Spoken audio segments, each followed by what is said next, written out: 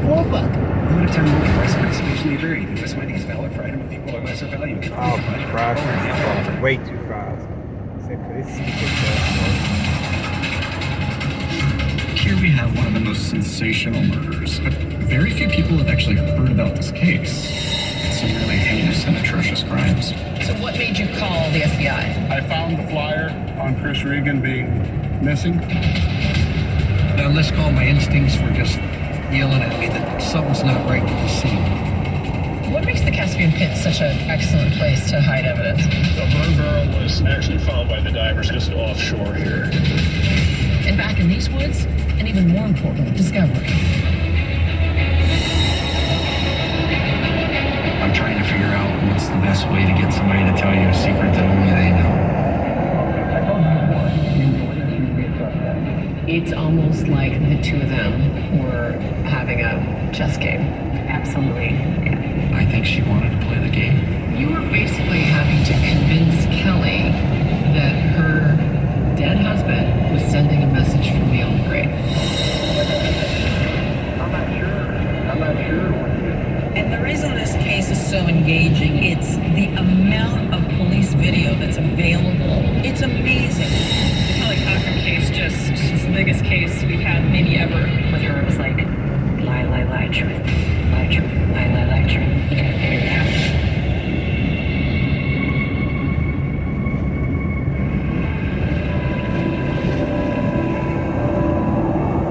The end of 2014, there was a missing man in the Iron River area. He wasn't found.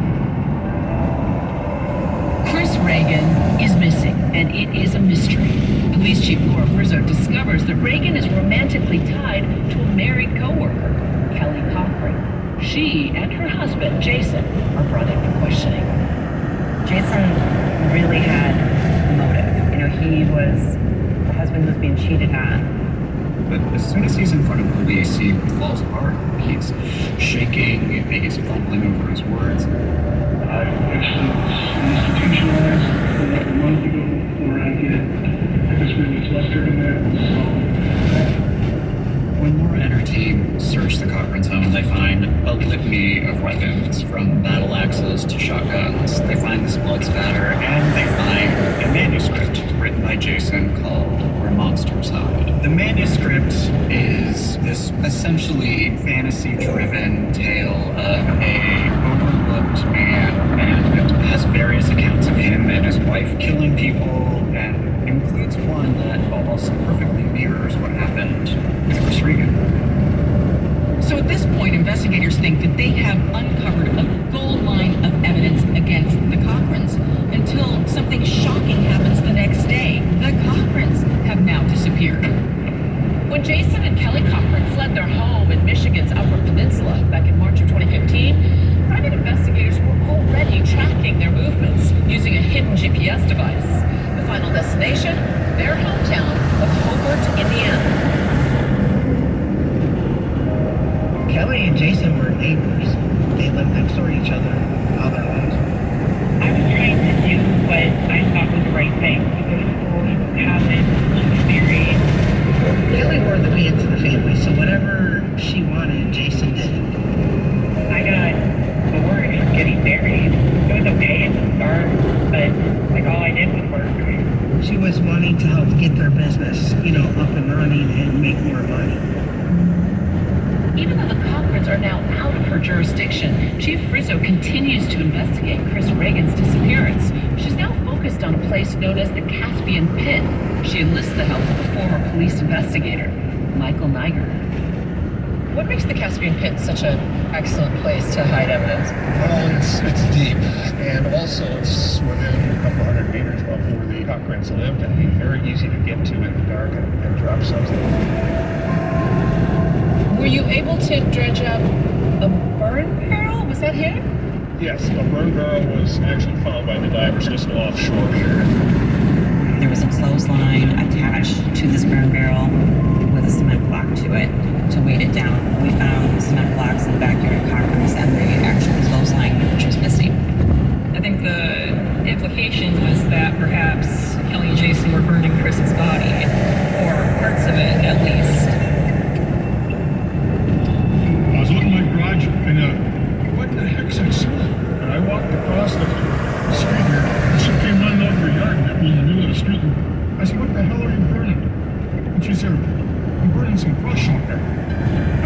I lived up here my whole life, but I've never smelled nothing like that.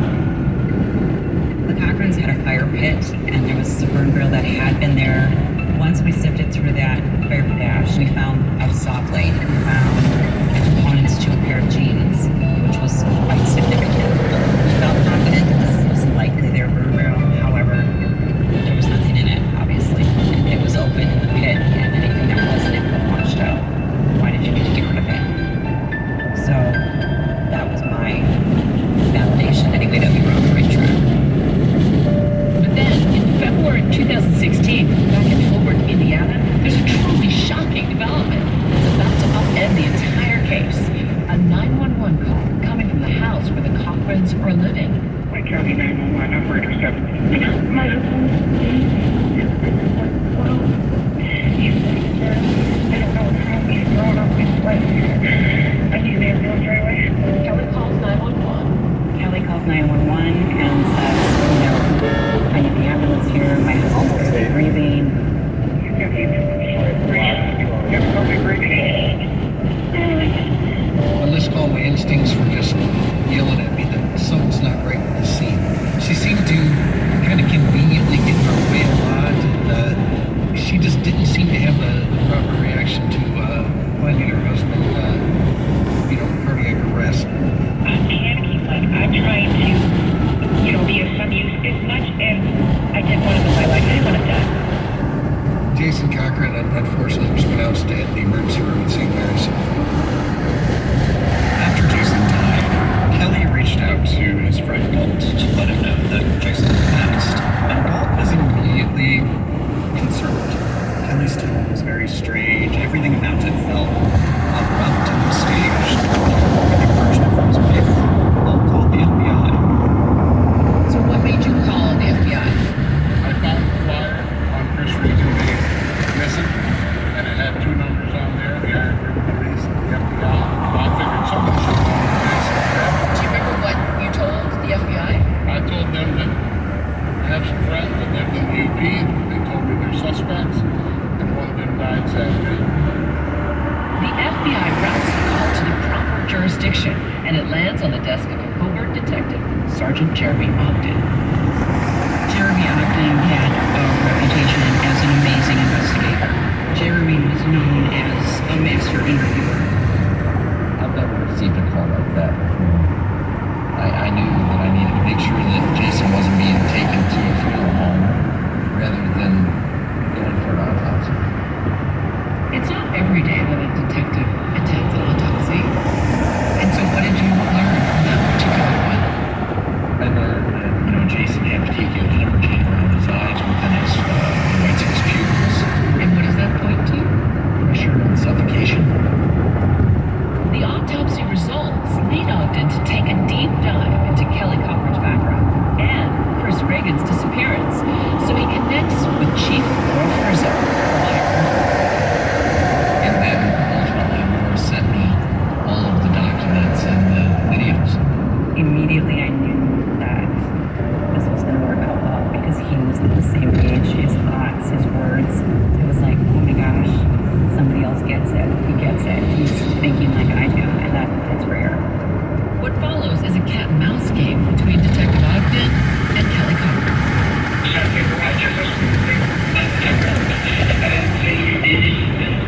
As Ogden hatches a truly bizarre scheme to get Kelly to open up about what really happened to Chris Reagan, he decides to make a carving on the tree that will really freak her out when she sees it. I thought maybe she would see it as a sign from the dead or maybe even something supernatural.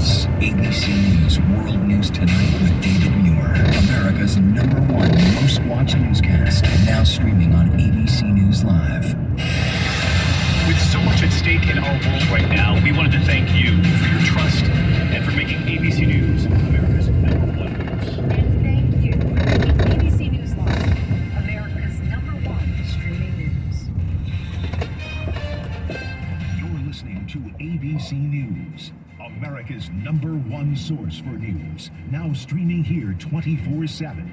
At the top and bottom of the hour, you'll get live updates from ABC News Radio.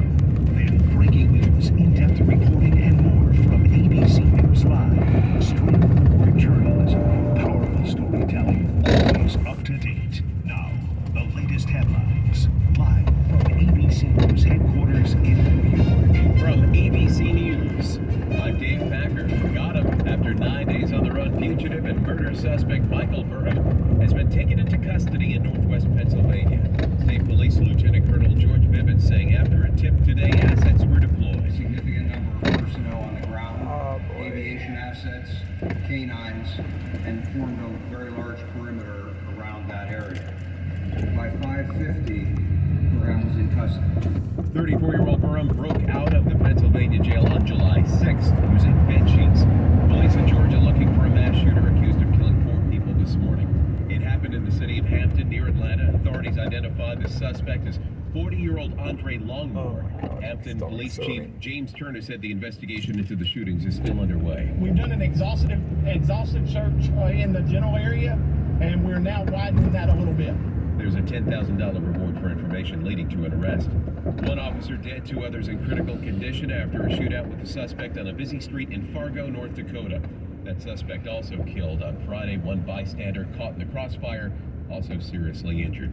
In New York, new DNA tech helped find alleged serial killer Rex Heuermann after he was tied to hairs on the victims that evidence once considered unsuitable for further DNA testing. ABC News contributor Brad Garrett is a former FBI agent. Mitochondrial DNA is really unique because there are hundreds of thousands of mitochondria in a cell. So that translates into the ability to have a very small amount of it to test against a suspect. The new tech could open the door to reopening many cases gone cold. It's not just hot here in the U.S. Scorching temperatures across Europe forcing the closure of the Acropolis in Athens for a second day, as officials warned of even hotter weather next week. You're listening to ABC News.